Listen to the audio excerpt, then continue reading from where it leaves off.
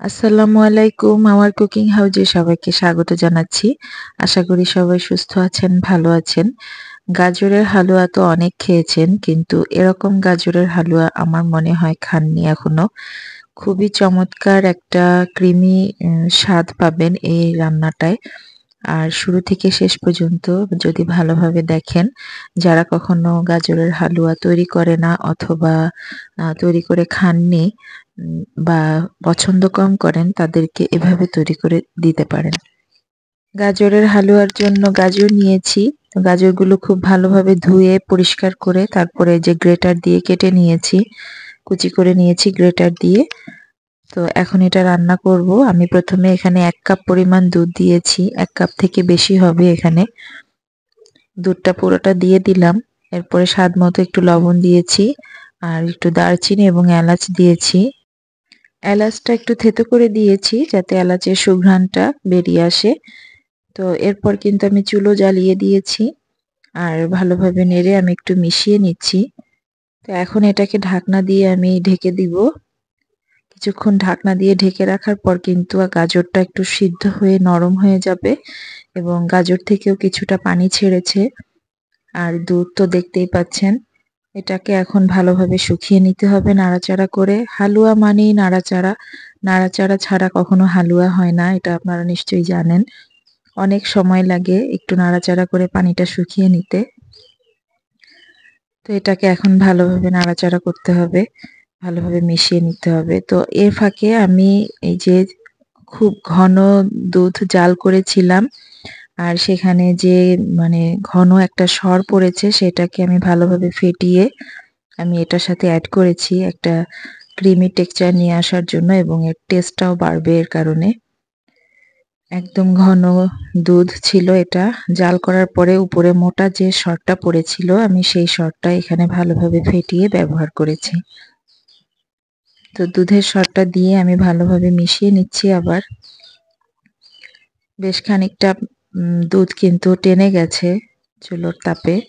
এখন মিষ্টির জন্য দিয়ে দিচ্ছি কনডেন্স মিল্ক। চাইলে আপনারা চিনি ব্যবহার করতে পারেন। আপনারা আপনাদের টেস্ট অনুযায়ী কনডেন্স মিল্কটা ব্যবহার করবেন। কনডেন্স মিল্কে স্বাদটা কিন্তু অনেকটাই ক্রিমি টেক্সচার নিয়ে আসবে। আর এটা দেওয়ার পরে মুখে দিলেই মনে হবে যে গাজরের হালুয়া খাচ্ছেন না অন্য কিছু খাচ্ছেন এমনটা। তো কনডেন্স মিল্কটা দেওয়ার চেষ্টা করবেন। কনডেন্স মিল্কটা দেওয়ার মূল কারণই হচ্ছে টেস্টের একটু ডিফারেন্ট নিয়ে আসা, যেটা আপনি চিনিতে পাবেন না। আর যদি কনডেন্স মিল্ক ছাড়া তৈরি করতে চান চিনি দিয়ে, সেটাও তৈরি করতে পারেন, সেটাও ভালো হবে। তো যাই হোক, কনডেন্স মিল্কটা দেওয়ার পরে কিন্তু বেশ কিছুক্ষণ নাড়াচাড়া করেছি। এখন কিন্তু আপনারা দেখতেই পাচ্ছেন এর লুকটা। দুধ কিন্তু অনেকটা শুকিয়ে গেছে আর এটা দেখতে কিন্তু একেবারে ক্রিমি একটা টেক্সচার। এখন দিয়ে দিচ্ছি আমি ঘি। আমি প্রথমে এখন 1 টেবিল চামচ ঘি ব্যবহার করেছি এবং পরবর্তীতে আবারও একটু ঘি ব্যবহার করব। তো ঘিটা দিয়ে আমি ভালোভাবে নাড়াচাড়া করে মিশিয়ে নিচ্ছি আবারও। এখন পুরো পানিটা শুকিয়ে ফেলতে হবে। মানে এর গায়ে যে দুধটা আছে এটা এখন যেরকম লিকুইড দেখাচ্ছে এর থেকে পুরোটা শুকিয়ে ফেলতে হবে। তো বেশ খানিকটা শুকিয়ে গেছে। কিছুক্ষণ নাড়াচাড়া করার পরে কিন্তু দেখতে পাচ্ছেন এটা শুকিয়ে গেছে। আমি আরো কিছু সময় চুলার উপরে রেখে নাড়াচাড়া করে আরেকটু শুকিয়ে নেব।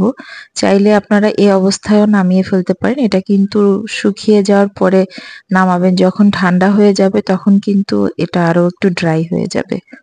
তো এখন কিন্তু আমি আরো আবার 1 টেবিল চামচ ঘি ব্যবহার করেছি। এটা নামানোর শেষ মুহূর্তে। ঘিয়ের ফ্লেভারটা স্ট্রং থাকবে এবং এর টেস্টটাও ভালো আসবে। বেশ কিছুক্ষণ নাড়াচাড়া করে কিন্তু আমি ঘিটা মিশিয়ে নিচ্ছি। আর এখন কিন্তু রান্নাটা প্রায় শেষের পথে।